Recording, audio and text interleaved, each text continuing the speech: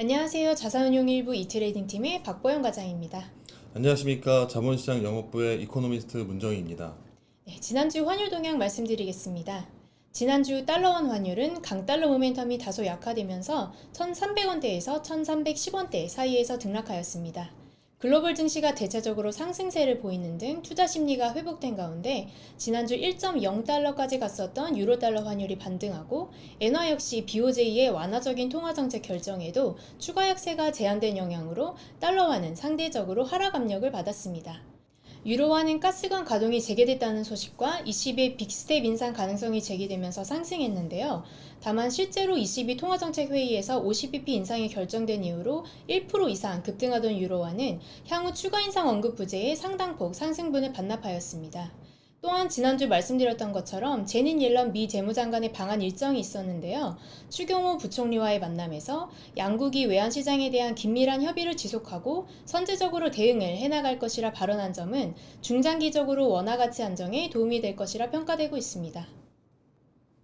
지난주 ECB에서 11년 만에 금리 인상을 단행했는데요. 네. 그것도 시장 예상보다 더 큰 폭인 50bp 빅스텝 인상을 했습니다. 네. 그런데도 앞서 말씀드렸던 것처럼 발표 이후 오히려 유로화가 반락했는데 이번 빅스텝 결정이 의미하는 것이 무엇일까요? 네, 일단 유로 쪽에서 50bp 금리 인상을 했는데요. 이번 이제 ECB 회의에서 25bp 혹은 뭐 잘해야 50bp 아니겠느냐로 봤는데 ECB 같은 경우에는 시장이 예상했던 50bp를 결정으로 이제 선을 한 것 같습니다. 무엇보다도 유로 쪽에서의 물가 상승 압력이 상당히 높았다라는 부분인 것 같고요. 이 통계 발표 이후로 최고치 전년 동기 대비로는 8.6%이기 때문에 사실상 지금 기준금리로 본다면 0%보다는 상당히 높은 수준이기 때문에 그런 측면에서 아마 기준금리를 25bp보다는 50bp로 결정하지 않았나라고 벌써 봐야 될 것 같고요. 다만 이제 최근 이제 얘기되고 있는 우려됐던 부분 중에 하나가 이제 에너지 문제도 남아 있고 그 부분은 여전히 ECB 라가르드 총재도 불확실성하다라는 얘기를 좀 했었고요. 또 하나는 이탈리아 쪽에서의 총리 사임 문제나 아니면 이탈리아 쪽 이런 남유럽 국가들이 채권금리가 상당히 높거든요. 채권금리 높은 부분은 사실상 시장에서 자금 조달이 어렵다는 부분인데 이 부분을 통해서 ECB 같은 경우는 TPI라고 해서 전환구제 프로그램 이런 쪽으로 해서 이제 무제한 국채를 사주겠다라는 부분을 얘기를 했습니다. 그런 측면에서 아마 금리를 올리고 또한 이제 시장의 불안감을 좀 완화시켜주는 그런 두 가지를 좀 선택했다고 봐야 될 것 같고요. 그런데도 불구하고 유로가 좀 반락을 했습니다. 이런 부분은 첫 번째는 일단 유로 22 회의 자체에 대한 기대감이 좀 컸던 부분에서 이벤트가 끝났다라는 부분에서 이제 유로 22에 대한 불확실성이 좀 해소됐다라고 봐야 될 것 같고요. 두 번째는 이제 이번 주 이제 미국 쪽에서 FOMC가 있습니다. FOMC가 있기 때문에 아마 FOMC에서 얼마나 금리를 올릴 것이냐라는 경계 심리도 있을 거라고 보고 있고요.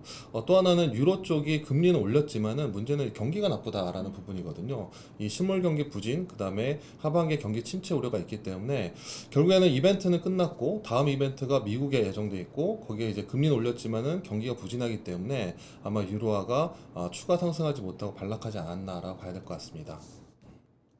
금주에는 모두가 주목하고 있는 FOMC가 예정되어 있는데요. 네. 대부분 75bp 인상 예상이 우세적인 것 같은데 100bp 인상도 배제할 수는 없을 것 같습니다. 네, 맞습니다. 네, 그래서 FOMC 예상 시나리오와 환율 전망 궁금합니다. 네, 이번 주에는 뭐 전 세계가 아마 주목할 부분이죠. 미국 연준의 FOMC가 이제 한국 시간으로 27일과 28일, 결과는 28일 새벽에 발표되기 때문에 아마 28일 외환시장 쪽에 큰 영향을 미칠 것으로 보고 있습니다.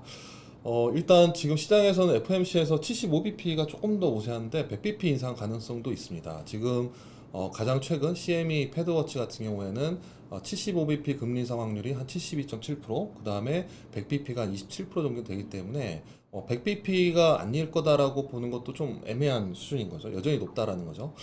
다만 이제 75bp가 좀 더 우세한 거는 최근에 연준 인사들이 75bp 쪽에 좀 인상에 무게를 두는 발언을 좀 하고 있고요. 또 하나는 미국의 이제 6월달 소비자 물가가 높게 나왔지만 그 이후에 발표된 6월달 산업생산 그리고 주택시장 지표들 그 다음에 심리지표 그 다음에 기대 인플레이션 하락 이런 것들 반영했을 때 아마 7월달에는 75가 유력하지 않겠느냐라고 봐야 될 것 같습니다. 당일날 이제 저녁에 또 미국 2분기 GDP가 발표되는데 이 미국의 2분기 GDP는 전기 대비로는 뭐 소폭 플러스 아니면은 마이너스 뭐 거의 혼조세가 예상되는데요. 컨센서스는 뭐 전기비 환율로 1.6이지만 애틀랜타 연준에서 매주 발표하는 이 GDP 나우 같은 경우는 마이너스 1.6입니다. 그러니까 상당히 시장 컨센과 GDP 나우 자체의 격차가 크기 때문에 사실상 시장 예상보다는 못 미칠 가능성이 높다라고 봐야 될 것 같습니다. 만약 그렇게 된다면 미국 경제에 대한 불안감은 여전히 남아있을 거고요. 이 부분은 달러에 부정적인 영향을 미칠 가능성이 높습니다. 첫 번째는 만약에 경제가 나빠진다고 했을 때 미국 경제 전망이 하향되는 요인이 될 것 같고요. 두 번째는 이렇게 경제 전망이 나빠진 경우에는 미국 연준이 다음 회의, 이제 9월 달 회의에서는 아마 75bp를 올릴 가능성은 상당히 좀 제한적이지 않겠느냐라고 봐야 될 것 같습니다. 왜냐하면 이번 내 금리를 75로 올리면 기준금리가 2.5%에 달하고 올해 말에 3.5%를 제시를 했기 때문에 결국에는 이제 남은 9월, 11월, 12월 세 번의 회의에서 100bp 정도 올려야 되거든요. 그러니까 한 번에 75bp는 아마 어려울 것이다라는 전망이 좀 우세할 것입니다.